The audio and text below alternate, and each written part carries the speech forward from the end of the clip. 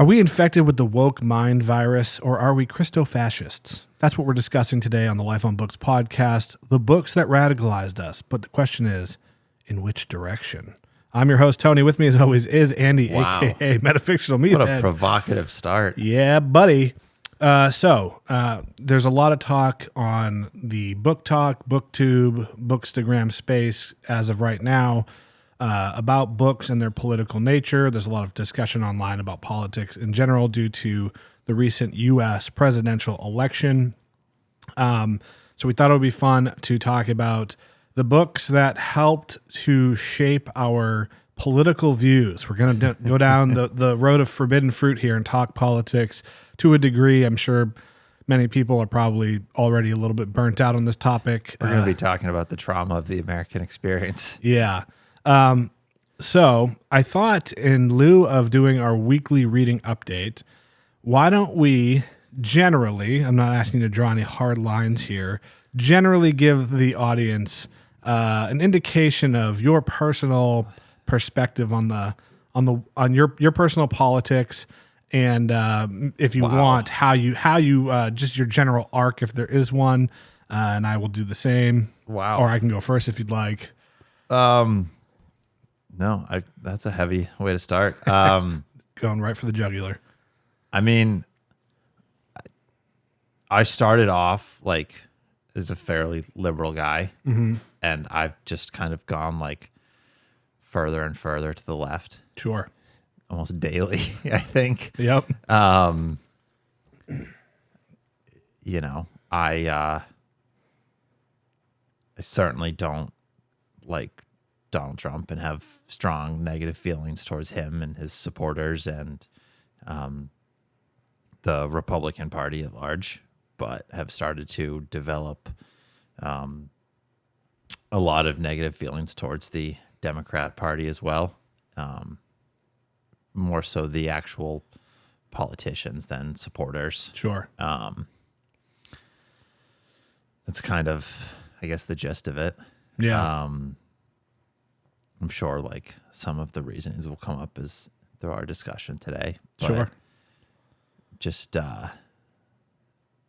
you know, the older I've gotten, the more and more it seems like they're offense and defense of the same team is probably the best way I could put it. Yeah. And I just, at least in my lifetime, at least since I've been,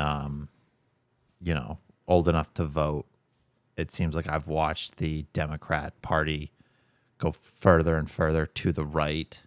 Obviously not to the extremes as the Republican Party, but, I've just watched like the DNC kind of try to gravitate towards this imaginary moderate voter.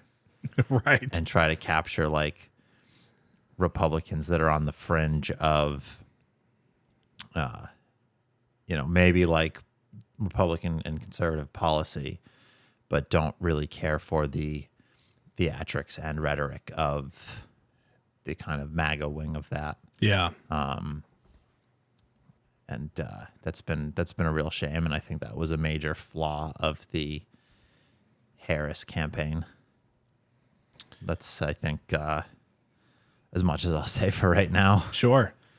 Okay. Well, my journey to where I am now could not be any different than yours. We're probably very close in the same place now, but I guess I took the long road. So I actually grew up in a very staunchly Republican household.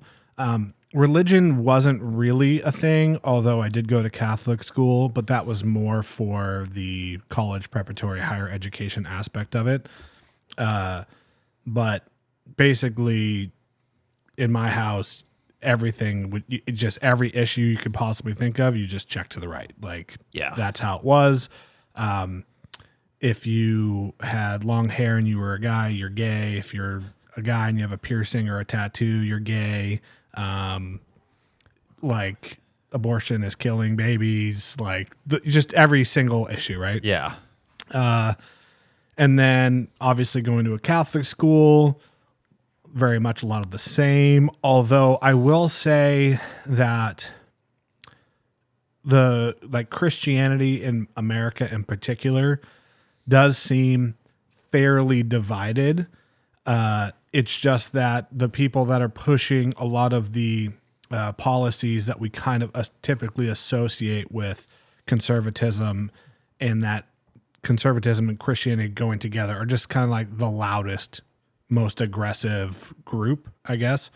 I have a really longtime friend that grew up in a very, I guess, secular household and is now a very strongly devout Catholic. And I was just like, hey, I'm just curious, like what you think about Donald Trump from a Catholic perspective. And he basically said, there's really nothing Christian about the guy whatsoever. But we still vote like to the right because we do disagree with abortion and some of those issues. So I think that's kind of interesting. But yeah, I would say I'm very hesitant to use terms like right and left because they tend to only perpetuate this structure that we're all living in that is deeply flawed. Yes. And I've never considered myself a leftist. I've never called myself a liberal, a Democrat, a tanky, a commie. Like I've never associated myself with any of those terms. But I think if people now ask me my thoughts on different aspects, that's how they would probably label me. I just don't really see the utility in it. Yeah. And I also think it's kind of stupid to put yourself into a box like that, because then it's hard to get out of it from your own personal thought process. Right. You know, if you start to just align with a group, then what do you do when, now I don't really like what this group's doing? Like you're kind of stuck, right? Right. And I would say if I had to pigeonhole myself, it would probably be anarchist. Like I'm very anti-authoritarian, possibly to a fault. I think that's like something that I identify with conservatism. Like on paper, the claim is that conservatives want smaller government and less government overreach.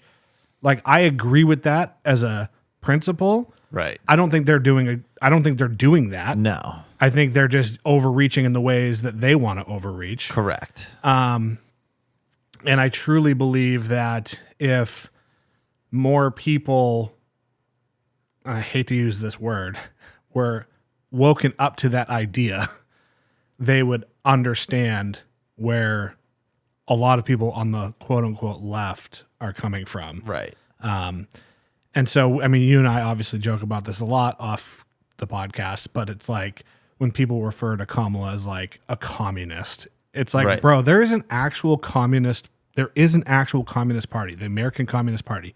They hate Kamala Harris. No, absolutely. I saw this meme a number of times, like before the election, and it, was referring to like Joe Biden, and I saw it during the election. It was more in reference to, Kamala Harris, kind of poking fun at, right wing and conservative voters. You hate Joe Biden because you think he's a communist. I hate Joe Biden because I am a communist. Right. Right. And I think it's so hard to I wouldn't say hard, but that's where it becomes difficult when you're labeling your political identity as speaking like right or left or right, whatever, because what's often considered left wing in America, you go to some like European countries or something like that, like it's centrist at best. At very best. And like that's where the divide comes in. If I tell someone on the street, just like, yeah, I am, more, lead to the left politically, they kind of assume like, a Democrat. I voted for, I wholeheartedly support Harris and Biden and all that, and that's just not the case. Right. So, I mean, I think a lot of people who are what would be called on the true left do vote often more frequently for the Democrat Party because that is the closest it's going to get. That's the closest you'll get. right. And I think, ironically, I think people on the other side of the political spectrum that kind of do the same thing. Like there's people who maybe don't love Donald Trump, but still vote for him because that's the closest they're going to get to how they think things should be done. Right. And if you look at I think somewhere around 140 million Americans voted in this election. There's 260 million adults in the United States. So not everyone votes, and Right. and when you look at the popular vote, I think that's a better way to kind of get a general consensus of how the country feels as a whole. Trump beat Kamala by 5 or 6 million, maybe. Yeah. And so if you look at, all the people who didn't vote, and then the difference between the people who voted for one or the other major candidates, do Americans really feel that differently from one another about issues? Probably not. Right. I think it's funny if you looked at some states where there were policy related stuff was on the ballot.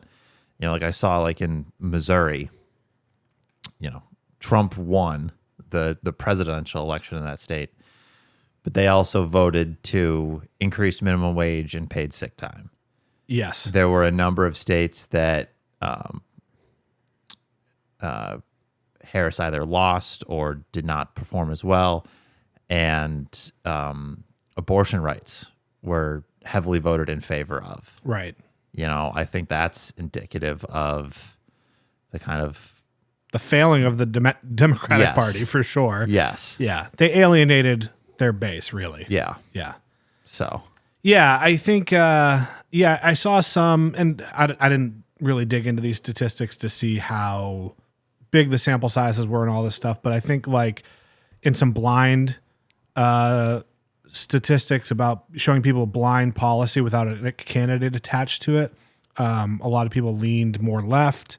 And so a friend of mine that's a pretty big Trump fan, he's a casual acquaintance, he's whatever, we're friendly.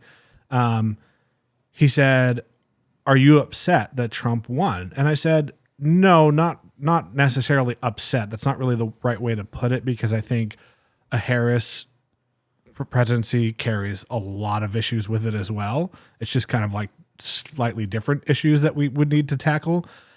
I said, what was really weighing heavily on me is the idolization of Trump. yeah, And this is a critique I had of people that idolize Biden, like he's some saint and some savior that's going to come in and save the day.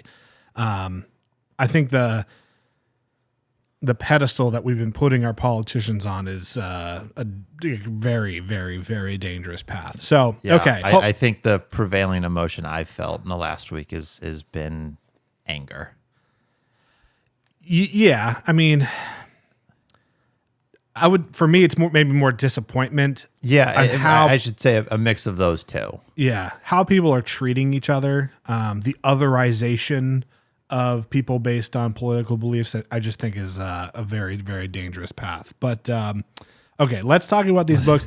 Hopefully at this point people have a somewhat clear picture of where we're at. And we'll just kick it I'm off. sure we'll have nice, reasonable, well thought out responses. Oh yeah, we're just beta men. We're cooked. Someone told me the other day, they said, "Oh, you're beta. Look at you. You're bald." And I was like, you know that baldness happens from high testosterone, right? Anyway. First book from Andy. We'll get some fun comments. First book that radicalized you.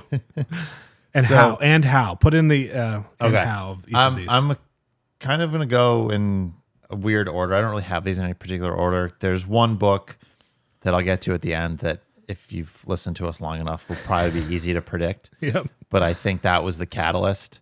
Some of these came after when I had already kind of flipped that switch. Sure. And some of them, the radicalization, so to speak, is kind of a degree depending on the book. Some of them, it's just kind of a kernel. Others, it was basically cover to cover. There was, tons in there that kind of affected me. Yeah. And most of these I've talked about before as well. So, but the first book I brought with me is Libra by Don DeLillo. Not like a ton in there that I guess is like radicalizing, but the actual content and the narrative of it, about the assassination of JFK is obviously very speculative.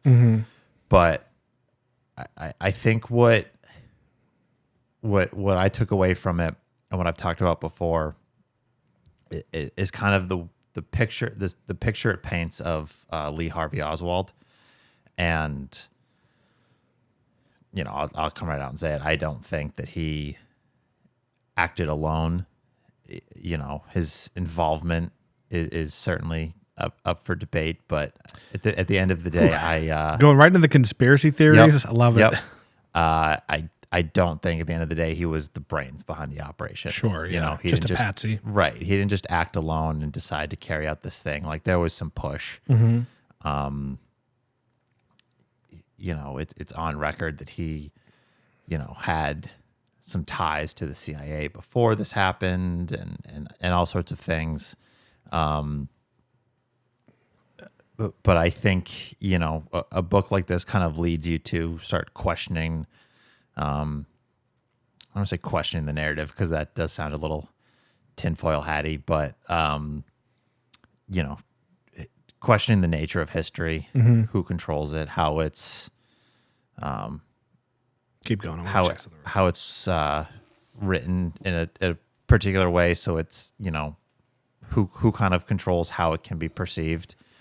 But again, I think the biggest thing for me is how it, kind of shows that Lee Harvey Oswald was just some guy, and had this kind of desire to be kind of part of the cultural iconography of America, and how he was just, being pulled in different directions by different forces. He was, it's not like he was this wildly successful guy. He struggled a lot and, trying to make money, had a hard time getting jobs, things like that. And he was a very intelligent guy, but because he was incredibly dyslexic at a time when dyslexia was not really a thing, or recognized, I should say, he was kind of labeled as an idiot and not really given the support he needed to flourish intellectually. And that kind of, again, led to just different forces pulling him in different directions. And I think, to me, it shows the way that American society can do that to just about anybody, how it's so much more prevalent now with the advent of social media and the internet, and the way, like, you get on YouTube and you watch one video, and the next thing you know, 3 hours have gone by, and you could be taken in, such a you could take such a drastic turn in your political leanings just off of that. Yeah. And, I think that's such a prevalent part of the book. So, yeah, cool. That's definitely one I want to read soon. I loved White Noise, and that's probably my next DeLillo. My first pick is The Pearl by John Steinbeck. Very short novella. This particular edition's only 90 pages. Have you read this? Maybe. I don't remember. Something you could read in 45 minutes, probably. Yeah. It's a very easy read on top of being short.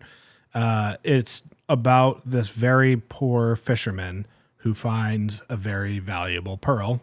which isn't really a spoiler. I mean, there's a photo of it on the or image of it on the cover here, and how we have this belief in this country that like money will fix everything, and this pearl's very valuable. So this guy's life's about to become great, right? But then throughout the story, you find that there's a lot of obstacles to him finding security financially and otherwise, despite having this thing of great value. And this isn't necessarily a concept that like I was completely unfamiliar with, but something happened that I made a video about this on YouTube, but something happened in my personal life when I read this book. It was very simple, but the message was like so fresh in my mind, and it was so obvious to me when I went to do this. I had to go renew my license at the DMV, which nobody likes to do. It's a pain. The DMV is kind of like that cliche government organization that's just like way too much bureaucracy, too much red tape, takes forever to get in and out, whatever. But now you can pre-book appointments, and it really expedites a lot of the process. So instead of just going there and waiting in line forever, you can sign up online, blah, blah, blah. And so I did that. And as you know, I own my own business, so I can go whenever I want. I can schedule it whenever I want. I'm very flexible in that way. Go down there. The place is jam-packed. There's not a single place to sit. I basically pass by a billion people. I'm in and out in maybe 15, 20 minutes tops. And while I was there, I saw two things happening. I saw one person basically being told, like, you don't have the right paperwork. You're going to have to come back. And the guy was like, this is my like second time here. This is what they told me last time. Like, it's hard for me to get here, blah, blah, blah, blah. And there was a little bit of a language barrier. I think he might have been a native Spanish speaker. He had a bit of an accent. And then there was another woman I overheard on the phone saying she had been waiting for 3 hours. Now, I don't know I don't know if she was registration or licensing or what the deal was, but that's insane. Yeah.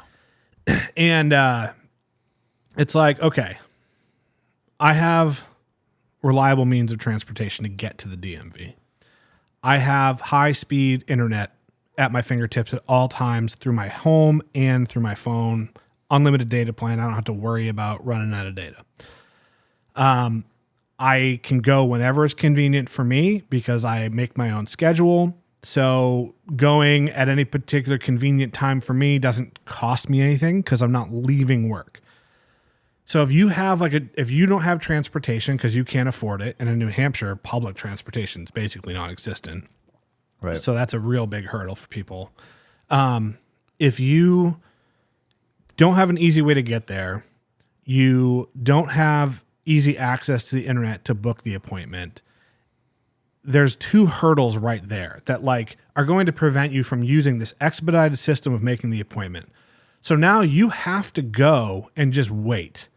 And because you don't know how long that's going to take, you might have to take a whole day off from work. Right. And what if your job doesn't have paid time off?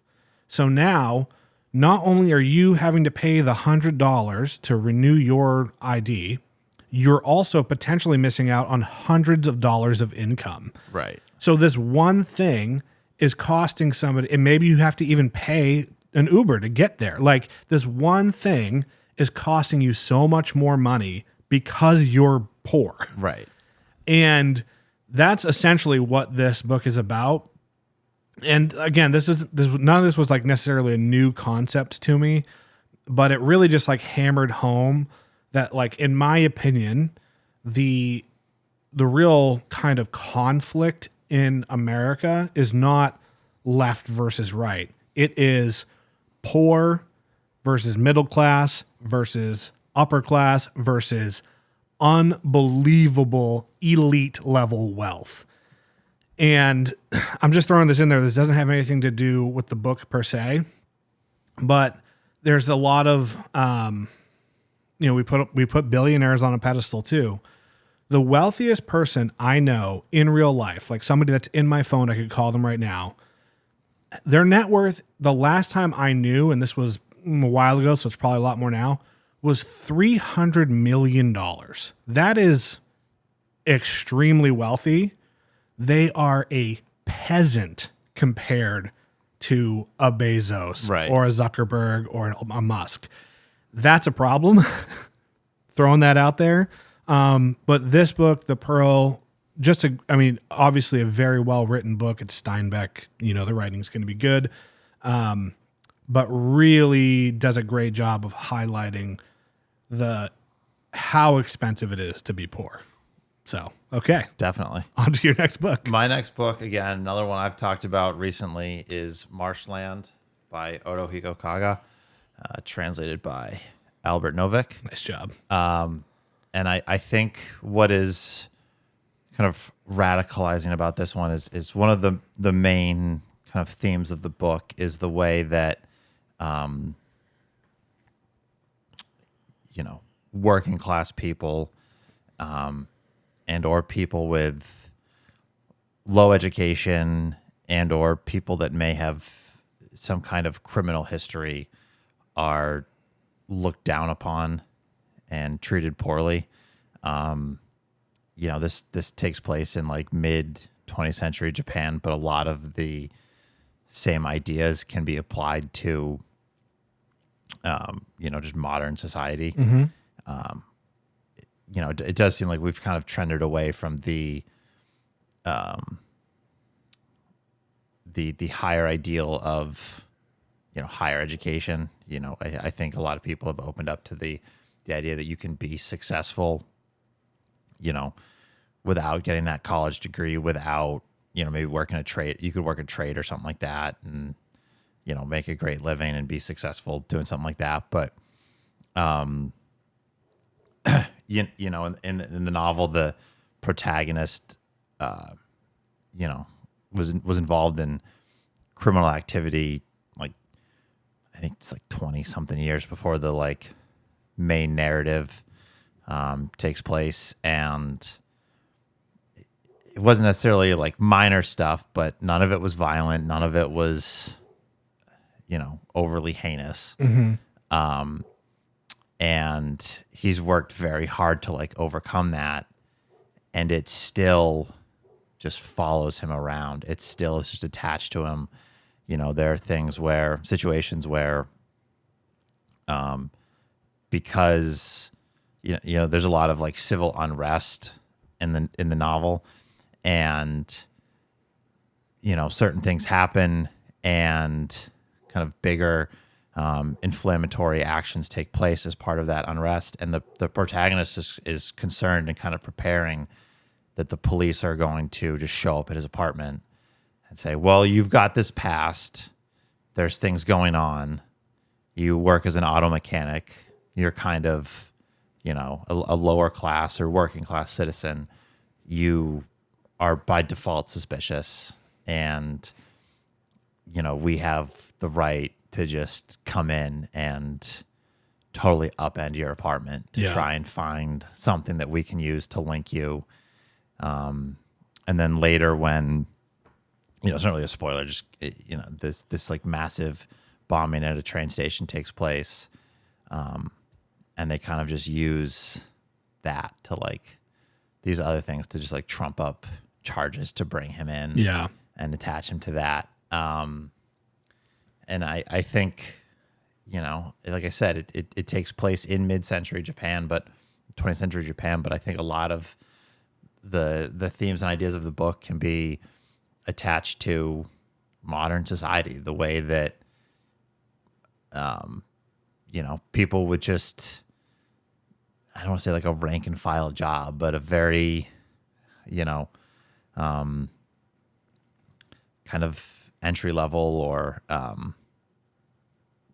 maybe more of like a blue collar manual labor job can just like instantly, even if they're not looked down upon, you instantly get this impression of what the person is like. Yeah. The way this criminal past that the character has worked so hard to move on from, and build a life away from is still just attached and, follows him around. Obviously, we don't talk about it much, but the prison situation in America is Not great. Not great. Yeah. And I think this book has a lot of good insight into what that kind of is like from the perspective of someone that's been in prison or, close to being in prison, things like that. Yeah. Cool. Yeah, I really want to read Marshland. My next pick, I don't have a physical copy of. It is the Immortal Life of Henrietta Lacks by Rebecca Skloot. I wanted to say The Curious Life, but I was like, I know that's not right. I don't have a copy of it because I actually didn't love it as like a book. The writing was just kind of, I thought it was all right. No disrespect to Rebecca. I mean, I would still recommend it just because the topic is insane. Are you familiar with this work? No. So it's about this woman, Henrietta Lacks, who was a woman of color, who I think this was in the 30s or 40s. It's been a couple years since I've read this, but she had cervical cancer. And where she was going for treatment, the doctor was involved in research. And he basically did stuff to her as part of his research without her consent. And what he ended up taking from her cervix were these cells, these particular cells that had the cancer, that the way that they multiplied was like groundbreaking for scientific research, because one of the issues of medical research was like, if we want to try things on cells, like where do we get these cells from?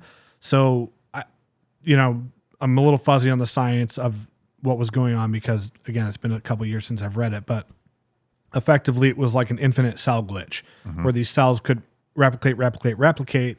And so once you had them, you had like an infinite amount of cells to test out drugs and different things. Obviously, very important, very groundbreaking, but was done without this woman's consent, and her whole family died in poverty, while these medical technology companies made billions and billions and billions of dollars from it. Right. So not great. No. And so for me, that book was a real eye-opener to when people talk about systemic racism. It's like it was so ingrained in society that like, oh, I don't need to get her consent. She's just a poor black woman. It doesn't matter. It wasn't even questioned. It wasn't challenged in any way. All these people wanted to get their hands on these cells and were never really asking like, well, where did these even come from? You know what I mean? Like, right. Not even like giving this poor woman really even like credit. Like, obviously the doctors are getting all this credit for these amazing advances in medical research. And I think a lot of people think of racism as this very overt, blatant thing, like people walking down the street and calling a black person the N-word. I mean, yes, that's obviously racism, but like that's not the whole picture. Right. And a lot of people feel like when you acknowledge systemic racism, that's somehow a criticism of them as a white person, maybe, let's say. It doesn't mean you have to feel guilty because you're white. It just means we should acknowledge that, like, these things are very ingrained in our society. Like, after the Civil War, it wasn't like people who were fighting for the South went, well, you know what? We lost, so we're not racist anymore. Right. Like, those people still continued to live and teach their beliefs to their children and their children and their children. And objectively, like, are we in a better place in terms of racism in 2024 than we were in 1950? Yes. And than we were in 1870? Yes. But that doesn't mean it's not an issue. And so I think for me, that was like that book was a big eye opener on how racism can and probably does play a hand in almost everything we interact with in the modern day. Yeah. Whether it's been completely filtered out at this point, any particular place, that's obviously a completely different discussion. But most things that we now enjoy the fruits of probably had a lot of racial beginnings, unfortunately. Yeah. So on to your next book. All right. My next book is A Naked Singularity by Sergio de la Pava. And I included this because, the novel is about this guy that works as a public defender in New York. De la Pava himself is a public. I was actually listening to a podcast recently about his forthcoming novel, and I didn't listen to all of it, but he does mention in the beginning he is still working in that public defense sector. So it's not like he wrote this book and then kind of hung it up, so to speak. He still is involved, and I don't think he works like directly like in court as a public defender, but he still works within the public defense system. And I think if you asked kind of anyone on the street like about that, they would kind of, public defense, they would probably kind of have an idea that you might not be getting the best legal counsel. Sure. That's not to diminish people that work as public defenders. It's more of a criticism of the system. Yeah. But this book really kind of shines a light on that because, you see the defendants that he's working with and the clients that he's representing, and you just instantly get a sense of like, if these people get stuck with a public defender that is burnt out, overworked, maybe is working public defense because their legal skills are not up to par to work at a private firm, or for any reason they just don't give a shit. These people that they're representing are screwed. Yeah. Screwed. Yeah. And again, that's not to criticize the people working as public defenders, because there's some excellent public there are defenders. some excellent public defenders, and it's probably to some degree, if not an extreme degree, a very thankless endeavor. Yeah. It's just a critique of the system. Mm-hmm. There's an exchange kind of back and forth throughout the novel. One of the clients that he's representing, and I can't remember if, when this it all starts, if the client has been found guilty of anything, or if his case is still ongoing, or if he's already been locked up. But this client is mentally handicapped or disabled or something, and just needs a good representative, and to some degree is being taken advantage of by the system because of his mental deficiencies. And just with what it builds to and how that kind of arc ends is just so heartbreaking. Yeah. And you just get a sense of like, man, our justice system is screwed up if you are if you don't have the resources to get adequate representation. Yeah, that's definitely true. I remember when I used to sell cars, a very long time ago now, one of my first customers when I started was a lawyer. And I thought, oh, this guy's going to have a huge budget. And then he told me he was a public defender, and they have to, fill out on the form how much they make for the credit application. Right. It was like $32,000 a year. This was in 2007. Yeah. But still, I was like, oh. Yeah. I didn't really understand back then, like how it all worked, Right. But yeah, it's tough. Which I don't want this whole thing to be a critique of our rotten economic system that we have here in the U.S., which I'm going to just say now is not capitalism. If you think capitalism is free markets, because that is not what we have, not even close. But this thought that rich, ultra rich people, big corporations, they're the best because they're the most efficient, the most well run, this and that. And people are motivated by money, so we have to use money as the ultimate goal, and that's what's going to create progress and innovation. No, there's some very, very, very bright people that do thankless, poorly paid jobs like public defending. In fact, we knew someone from the gym who I won't mention their name, but she's a public defender, one of the smartest people I've ever met in my entire life. And she went to literally the number 1 ranked high school in the country. I forget what it was, somewhere in Virginia or somewhere in that area. But I was like, wow, that's hard to get into. And she was like top of her class too. Like, I was just like, you're incredibly intelligent. And, she could probably go do any number of jobs and make hundreds of thousands of dollars a year and be in the top 1% of earners. But she doesn't, because she likes to help people. So, just some food for thought. I'm also not going in any particular order here. My next pick is Bury My Heart at Wounded Knee by D. Brown, kind of the definitive text on, Native Americans and the American government and their interactions. We talk a lot about literature on this podcast, particularly as of late. There's a lot of books, literature related, or that were our literature that I probably could have put on this list, but I am a avid nonfiction reader as well, and I just felt like this was a good opportunity to dive into some of that.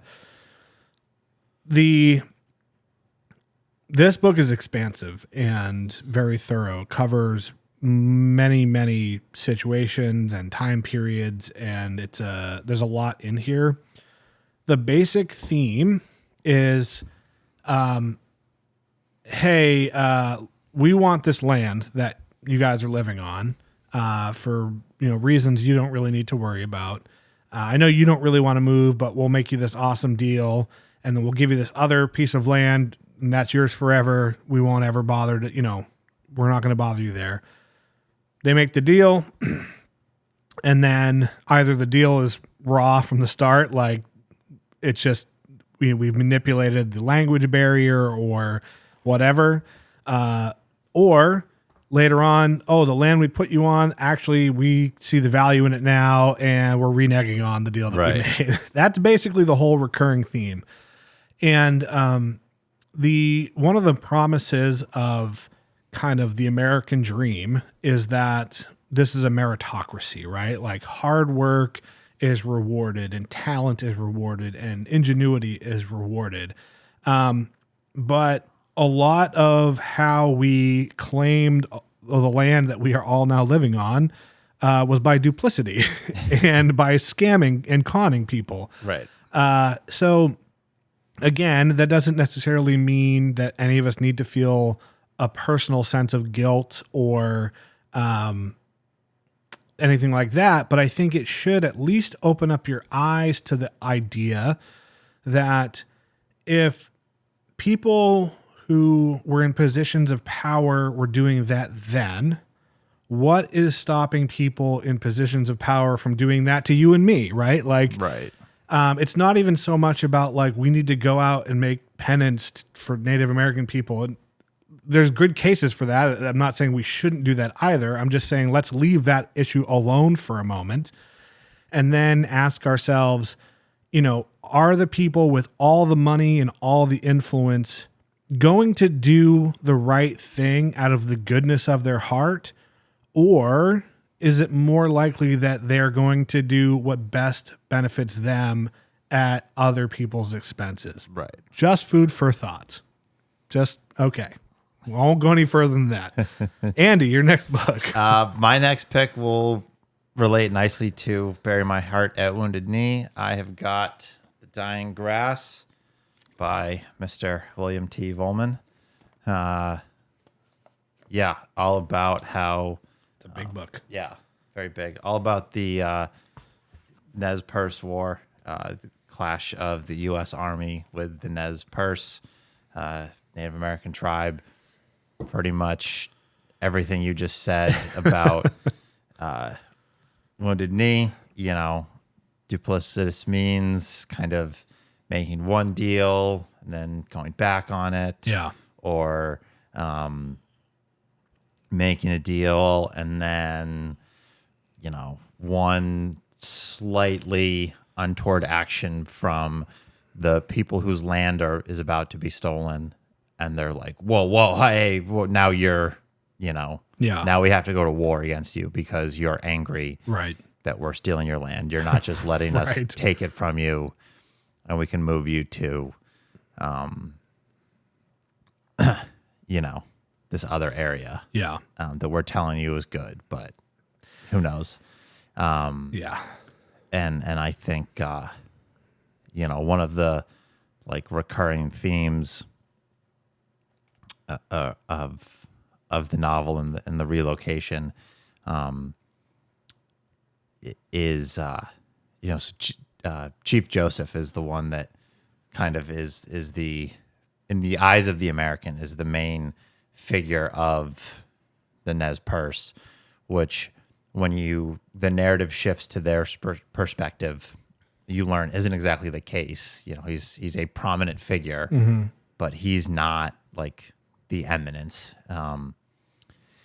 But he had basically told his people that he didn't want to give up the land that his father was buried in. Yeah. And their ancestors were buried in. Yeah. They just Didn't care. they didn't care. They lose it, and it's just, it's so heartbreaking. Yeah. I mean, it's a travesty, and you should feel much more than sadness reading it. But it's just heartbreaking Yeah. that, you get this perspective of, again, they're just people. Yeah. Yeah. And At the end of the day, they want mostly the same things: safety and security for their families, right. prosperity. Yeah. And they were just so readily discarded Yeah. and pushed out Yep.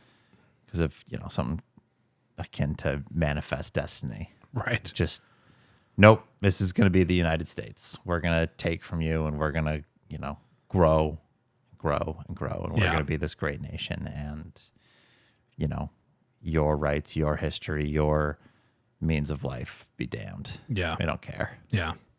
Sad stuff. Okay. My next pick is The Coldest Winter. It's another big one. By David Halberstam. Another nonfiction. This one about the American and Korean War, also known as the Forgotten War.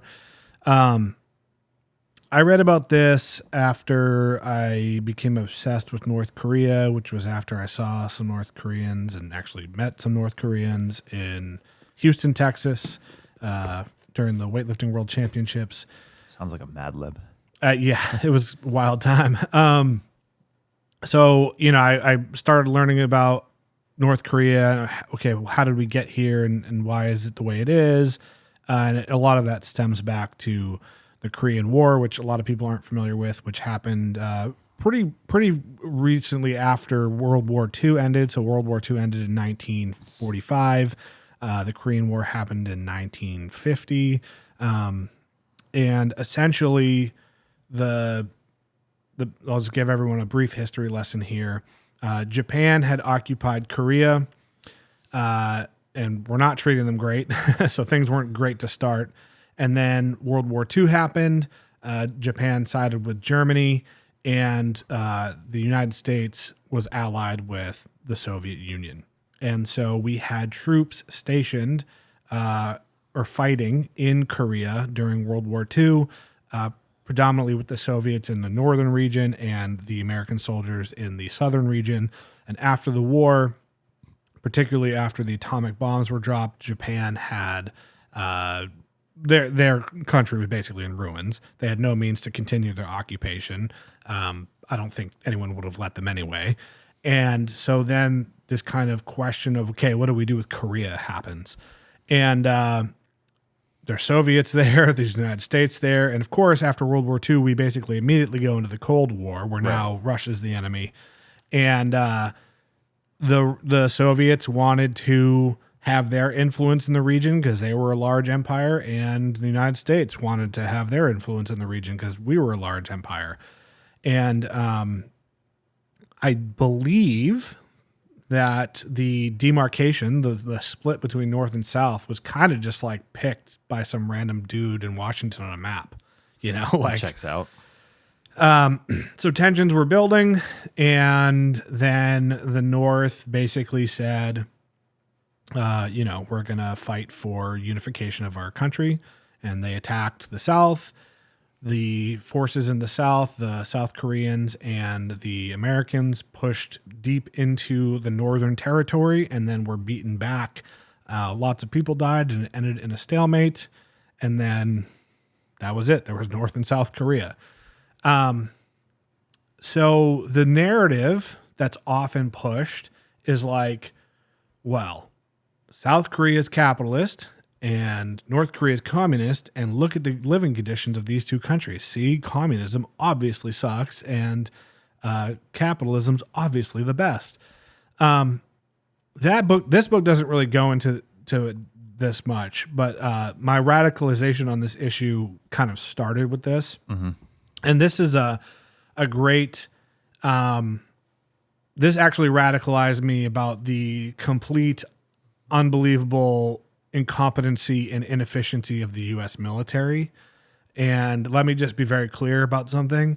That's not a critique of people who join the military, because I have a lot of respect for people who are willing to sacrifice their own lives to, in theory, protect their fellow citizens. I think that's a very honorable thing.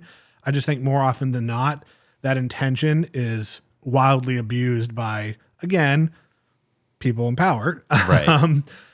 But one of the reasons why the Korean War was kind of a failure from a military strategy type of standpoint was, after World War I, they said that was the war to end all wars. And then not that long after, 20 or so years, we had World War II, which was 10 times worse than World War I, which was already very, very bad. Yeah. And then everyone's like, now we're done, right? We dropped the atomic bomb. Like, we're good. We're never having a war like that ever again.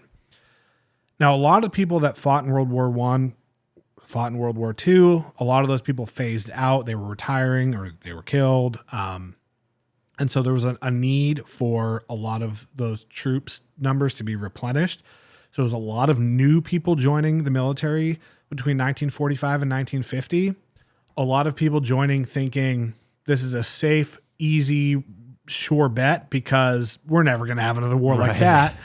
And everyone was just kind of like resting on their laurels, I guess, for lack of and this is like top to bottom, like people in charge, like, your average person that just joined to be, on the front lines or whatever, that type of soldier. No one was really expecting it. So that's, this book really does a deep dive on all of that. But what reading this kind of led me to further find out and be interested in Korea is that not only did it not just become like, well, this is communism and this is capitalism, there was an unbelievable amount of authoritarian dictatorship and violence in South Korea up through the late 80s, where so I actually just read Human Act by Hong Kong, which is about the Gwangju uprising, where the literal government came in and killed like 1,500 college students because they were protesting, basically. Great. Insane. Yes. Insane. Not to mention the extreme economic sanctions we put on North Korea and our allies put on North Korea because we were so desperate to show that communism doesn't work, that we really suppressed trade with them, made it very difficult. And their biggest ally was the Soviet Union, who we kind of think of as like this huge juggernaut of a power, but it's really not. It's never been as powerful or as dominant as the United States, militarily, economically, from an organizational standpoint. And they were dealing with their own issues that really didn't. I mean, I'm not saying the USSR was some kind of saint by any means, but the North Koreans' strongest ally was basically already in a downward spiral of collapse. So it's like they had no support. Right. So it's like, is it surprising that country did not do well? Like, no, it's not surprising at all. Like, if we stopped trade in America, like if we had the type of sanctions placed on us as a nation as somewhere like North Korea had, we would for sure fare better, but we are much larger, much richer, much more diverse in our skill sets that are found here, the landscape for agriculture and all that stuff.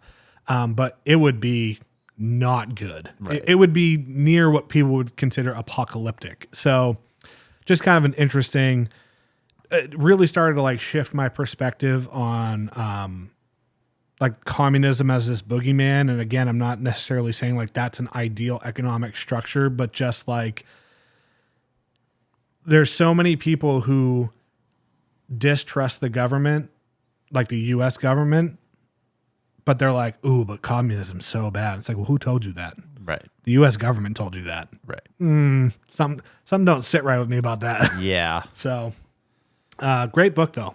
Highly recommended if you're into military history. So, before I get to the last physical book I brought with me, one other book that I will mention. I listened to this on audiobook, so I don't have a physical copy. It's the Jakarta Method. Yep. By Vincent Bevins. And it's basically about how, there was this, communism was rising in Southeast Asia. It focuses primarily on Indonesia, and just the CIA-backed methods that were used to eradicate it. Yeah. The very violent means Yeah. of eradication. That again, I think tie nicely to what you were just saying of like, oh, you don't trust the American government, but you believe them when they tell you that communism is bad. Yeah. And, most people don't understand the lengths that we're gone to try to suppress it. And, because organizations like the CIA were scared that it would gain popularity and negatively affect them. Yeah. So, but the last book I have a physical copy of, again, probably would have been an easy pick for anybody that's listened long enough. And we've gone about an hour without mentioning it. It's got to be a personal record for us. We've gone whole episodes without mentioning it. I know. But I am obviously talking about Gravity's Rainbow by Thomas Pynchon. Just curious why you chose to bring this edition. Don't you have multiple? I have 4. Okay. I mean, that's clearly the one that you read the first time. The second time. The second time. Okay. The second time. Partially why I chose to bring it. I mean, I don't know if the camera will pick it up, but I've flagged it quite a bit. Quite a bit. I think I just brought this one. It's kind of my reading copy. Your everyday carry. Yeah, exactly. Yeah. Pynchon. Yeah. Yeah. I didn't want to bring the first edition. It's in good shape, but the structural integrity is lacking. If we had to open it up, it might pop off the binding. And, Yeah. like you said, it's my everyday carry. But I don't know how you can read this novel, and if you do any sort of research into it, even if it's just casually to get a better understanding of the novel. Yeah. I don't know how you could do that without ending up at some level of radicalization. I mean, I can answer that for you. Apparently, 54% of Americans read below a 6th grade level. So Fair enough. That's how. Yeah. Yeah. But it basically is just, it takes place during World War II, but it's not really about World War II. Yeah. You just kind of have these, instead of nations going to war against each other, it's kind of these conglomerates or corporate cartels Yeah. kind of battling for supremacy. Yeah. And, it changes your perception of war because, it wasn't necessarily just like, it was not as black and white as Germany was bad. The USA had to come and save the day. Right. I mean, the U.S. was very hesitant to get involved and, protecting their own corporate interests until they couldn't anymore and they had to do something. Yeah. And, kind of hints at the idea of how after the war ended, the U.S. corporate entities wanted to benefit from, Nazi scientific research and kind of how they started to go about doing that. And, Yeah.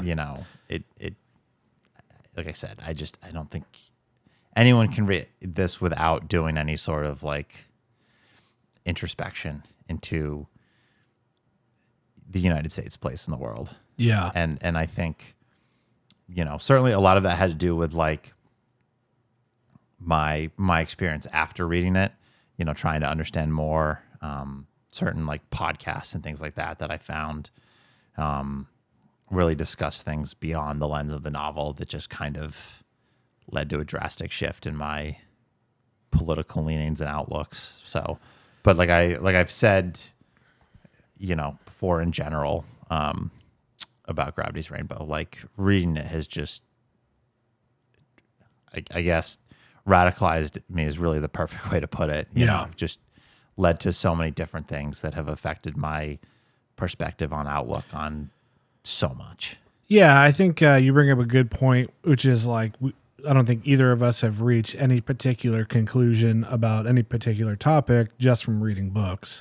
I would say one thing that probably shifted my perspective on a lot of quote unquote political issues is just talking to people with different opinions. And I don't mean necessarily different from mine.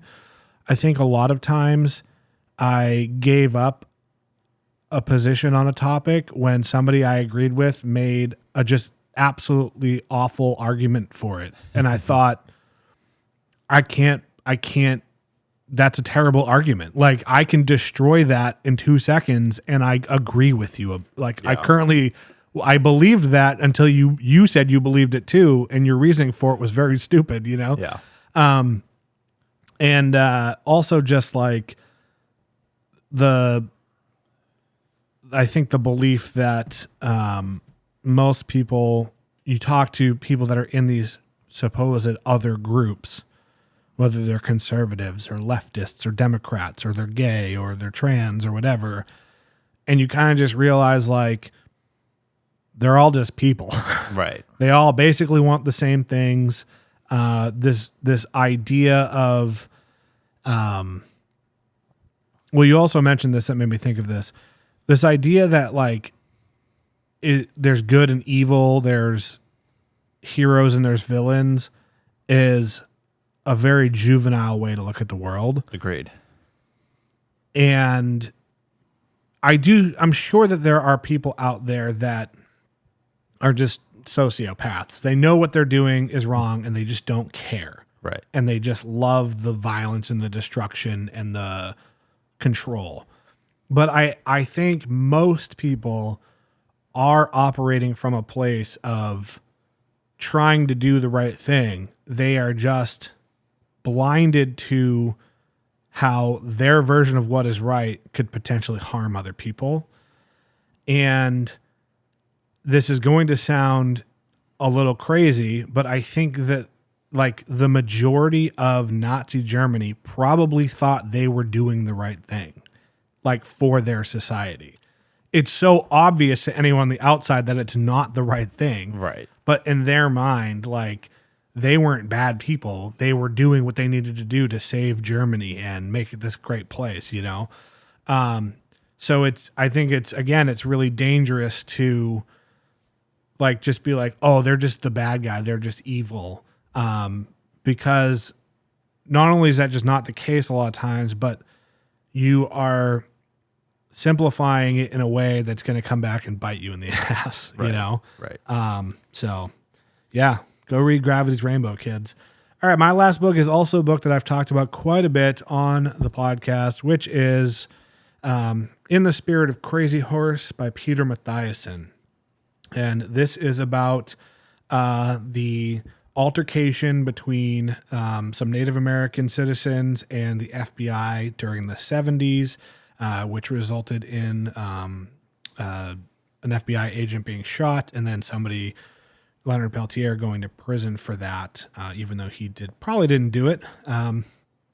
So Native American reservations are an interesting concept in the United States because they have their own sovereignty and they're supposed to police themselves, and the U.S. government's authority and jurisdiction there is supposed to be limited. This book talks a lot about FBI corruption, and the way this book radicalized me was that it made me realize that most people's quote unquote authority really just comes from their claim to be able to do violence against you. Right. And a really simplified way to think about this concept is, what's the repercussion for me if I stop paying like my property taxes, right? I mean, first I'm going to get hit with notices, and then there might be some interest tacked on, and then eventually a lien might be placed on my home. But eventually my house will be taken by the state, and I'll be evicted. Okay. So what does eviction mean? Well, people with guns are going to show up here and forcibly remove me from my home. I could own the home outright. I'm not paying anything on the mortgage, right? I just stopped paying the taxes on it. The state's only recourse eventually is violence. Right. That's it. And in that instance, I think 99% of people would probably go, well, that's your fault, Tony. You should have paid your property taxes. But at the end of the day, there was really no actual authority there. You just have convinced 99% of people that it's okay in certain situations for you to do violence against me, a person who's literally taking no action, right? Like, I'm just sitting here. I'm not doing anything. I'm not actually going out and physically harming someone else. And that really kind of like was put in perspective to me here, where it's like, this guy was living on his own property in this territory that the government's supposed to have very minimal jurisdiction in. There was a shootout where he was effectively defending himself. Somebody got killed, and then he went to, Right. I don't think he actually shot the agent, but the person that supposedly shot the agent went to prison. What? Right. Like, make that make sense. And I'm not advocating for stopping paying your taxes or anything like that. It was just an example to really kind of like hammer home the point that the government is, in a way, a necessary evil, because we need some type of structure to prevent vulnerable people from powerful people with ill intentions. However, that is very easily co-opted and used for evil intentions as well. So that's why I consider myself probably more of an anarchist, which like really seeks to decentralize power and build a society based more upon mutual interaction rather than hierarchies of authority. Right. So yeah, I mean, if you look at most institutions that we consider right-wing or conservative, they're based on community. Churches, the military, like military as far as like the how it operates in cooperation. Right. Like, I'm going to watch your back out on the battlefield. You're going to watch mine. Like, we have to do this together. We're stronger together. In churches, if a member of the church falls ill or their house burns down or they lose their job, the community comes together to pitch in to help that person, which sounds a lot like communism. You know what I mean? Like, Yeah. I think there's a lot of similarities that people on both sides of the quote unquote political spectrum could actually come together on if they unburdened themselves from this false dichotomy of right versus left. So I guess I'm just a radical. Yeah. Any other books you want to talk about? I've got a few that I would like to read in the near future. Cool. That kind of relate to today's discussion. The first one is The Devil's Chessboard. It is by David Talbot. It is about Alan Dulles. What a guy. And the most evil man in America. And how he was the director of the CIA and how he kind of turned it into America's secret government. Yeah. Obviously, it's a nonfiction. The next one, I had started to read it a while ago and then kind of fell off and would like to get back to it or start over. JFK and the Unspeakable, Why He Died and Why It Matters. By James W. Douglas. Again, kind of covers the tension and disagreements between JFK and the CIA, especially post Bay of Pigs. And then the last one, this is a novel, The Deluge by Stephen Markley. It is all about climate change. Oh. So I've heard from people that have read it that its prospects are terrifying. I'm sure that they are. Yeah. But I've heard it's a phenomenal novel, so I would like to read that. Yeah, it's unfortunate that something like climate change has become a political or partisan issue, I guess. Yeah. Just kind of reading about various predictions over the next couple months and years. Yeah. A lot of people are actually hopeful that Musk can convince Trump of climate change being real. I don't know if that'll happen, but last I checked, Musk believed it was a thing. So, I mean, I think our entire political climate, no matter where you lie on the spectrum, is a bunch of cognitive dissonance, Yes. you know, and not to just harp on conservatism, but one thing I can't make sense of is how many people who are right-leaning are very against alternative energies, don't want to give up their gasoline vehicles, think climate change is a hoax, but then when Elon Musk, who is the owner of the largest electric vehicle company in the country, says, oh, hey, I'm on your team now, everyone's like, yeah, Tesla's the bomb. It's like, what? I just want to understand. Yeah. I'm not, one thing that I mentioned to you recently that I thought was very funny, in a sad and terrifying kind of way, is the handful of people that I know that will swear up and down that climate change is a hoax. And then, at least here in New Hampshire, we'll turn around and talk about how great it is that it's 70 degrees in November. Yeah. What? Yeah, I mean, look, It's literally happening. You're experiencing it. Well, it's funny you mention that because on one of the 80-degree days this past week, or near 80, my Facebook memory was from 2 years ago and when it had snowed on this day. Yeah. And I was like, cool. Yeah. That's great.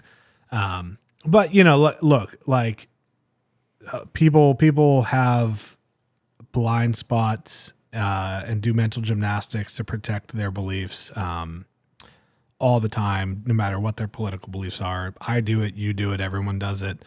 A book I didn't talk about today, but I've talked about before is The Righteous Mind by Jonathan Haidt, which is a book where it's basically about how people arrive at their viewpoints emotionally and only after the fact to try to plug in reasoning for them. And he does a great job of explaining that and giving examples. And that was something that, really I started to go, okay, what is it that I believe that might not be true? Right. And I think that's a useful exercise. I've read that book as well, and I read it probably would have been 2020 or 2021 when I read it, and all I could think of while I was reading it was that he needs a follow-up. Yeah. Because I believe it was published 2012 maybe. Yeah, so like it was either like the tail end of Obama's first term or the beginning of his second term, when the staunch dichotomy was really starting to widen. You know, differences were becoming much and more, maybe not apparent, but like causing more and more tension. Yeah. And splintering off into these other things, and it's since exploded. Yeah. And you know, I think he did a lot of great research and made a lot of good points in that book, but like there's so much more. So much has happened. And I agree. It feels like it would have been a different book written in a slightly later political climate. Right. Because at the time, I mean, yeah, these are conservatives, those are liberals. Like, okay, people are picking sides, but it wasn't like the fervor. I don't think the era we're in now reminds me or makes me think this is what it must have been like to live through like civil rights. Yeah. The division. Right. The issues that he talks about, you know, like you just said, the fervor to the political climate was not really a thing at that time. Right. And it was like just starting to become this inflammatory topic. Yeah. You know, I think when he probably did his research and wrote the book, and when the book was published, most people could afford to be apolitical. Right. You know? Yeah.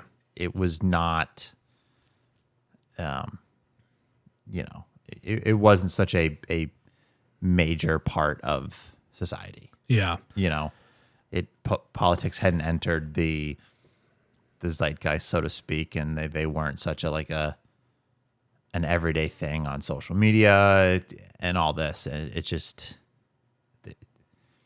there's so many things in there that, like, if you read it now, it does not have the same weight.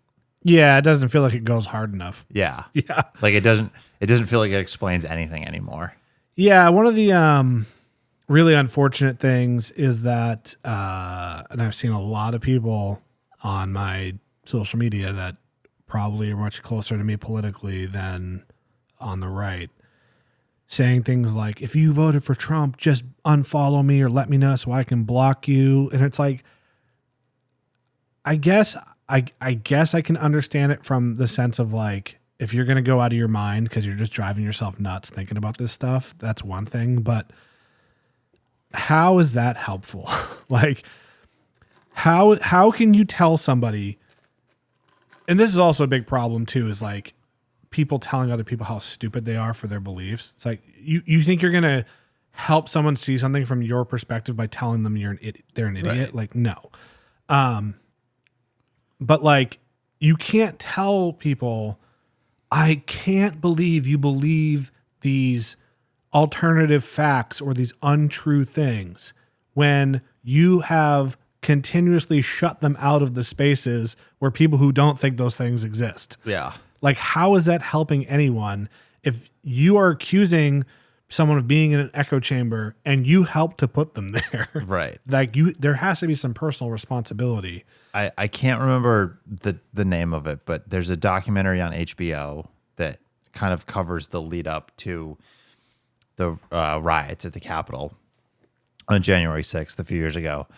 And one of the things that the production team like discusses is you know, online personalities like Alex Jones. Yeah.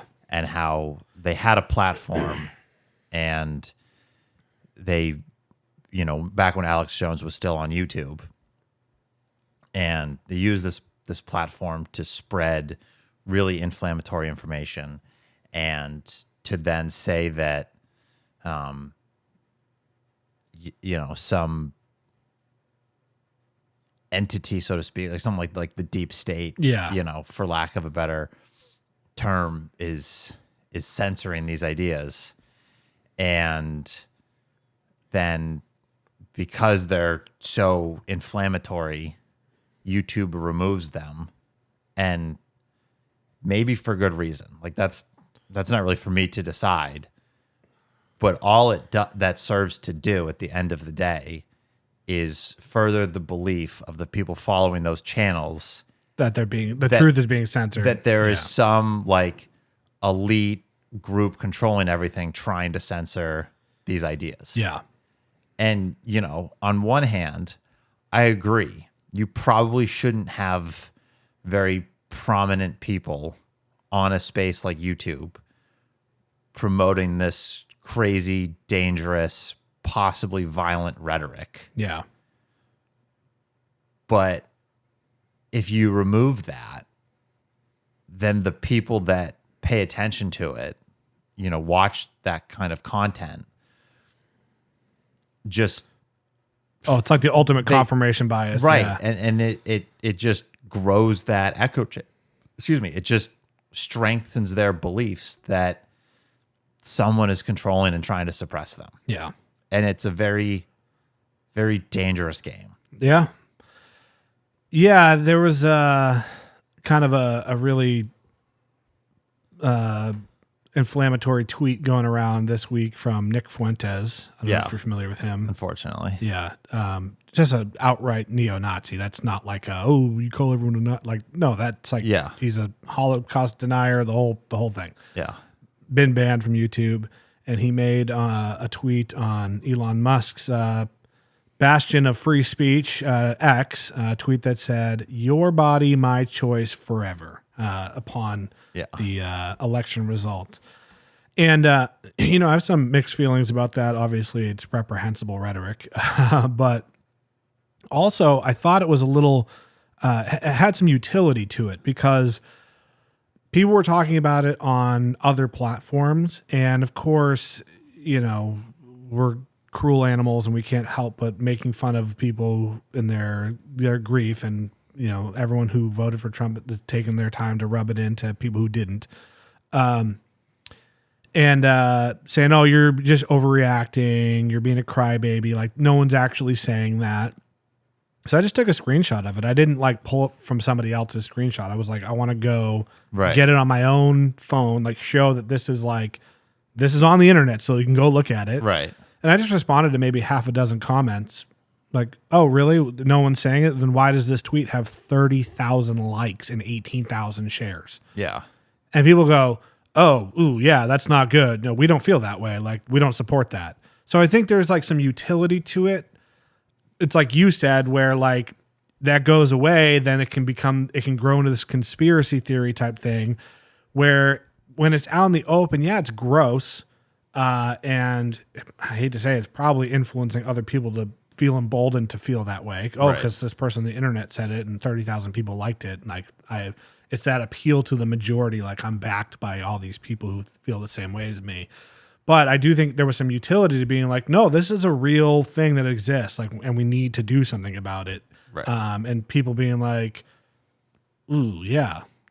And look, no one's like going to flip their political perspective by seeing that tweet. But I do think a couple of people that I interacted with were just like, "Oh, not good. Like, that doesn't look good for our team." You know what I mean? Like, why is this person trying to be on our team? So, that is what it is. Okay.